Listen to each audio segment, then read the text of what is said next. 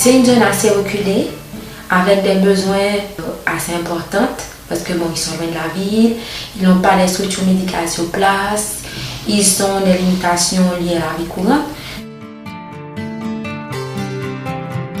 C'est une école qui a été détruite par le tremblement de terre. Après le tremblement de terre, le Secours populaire avait participé à la reconstruction de cette école.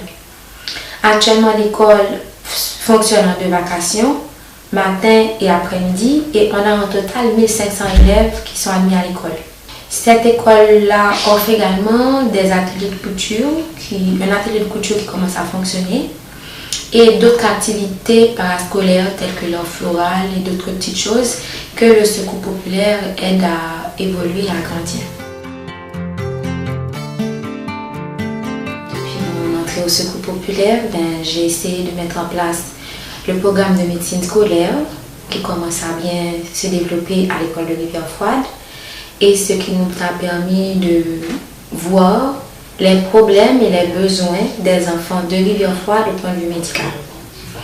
Donc pour le moment, je travaille avec la direction de l'école, avec l'infirmière de l'école, et pour qu'on puisse voir comment est-ce qu'on peut changer la vie de ces enfants-là sur le point de vue médical et probablement sur d'autres points de vue, personnalité, solidarité. Donc le mardi, c'est surtout pour la médecine scolaire. Donc je vois au minimum une trentaine à une quarantaine d'enfants en consultation. J'essaie d'identifier leurs problèmes et des fois, en fonction des problèmes identifiés lors de ces séances de consultation, faire des journées de sensibilisation avec les parents. Donc sur des thématiques bien spécifiques, la santé à la maison, les règles d'hygiène, les notions de prévention.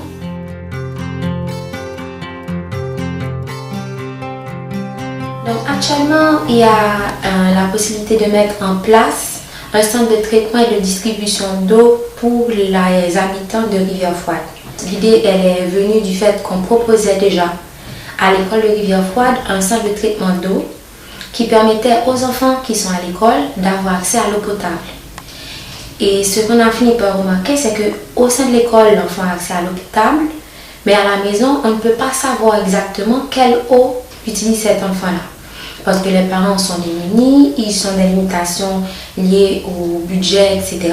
Donc des fois, ils s'approvisionnent en eau, mais ils n'ont pas les moyens de stériliser l'eau de façon conforme. C'est de là qu'est venue l'idée de proposer à cette population-là l'accès à une eau potable pour qu'on puisse non seulement protéger les enfants qui sont à l'école, mais faciliter aussi cette population d'avoir accès à quelque chose de beaucoup plus conforme et qui serait beaucoup plus générateur de santé, beaucoup plus important pour le développement de cette population-là.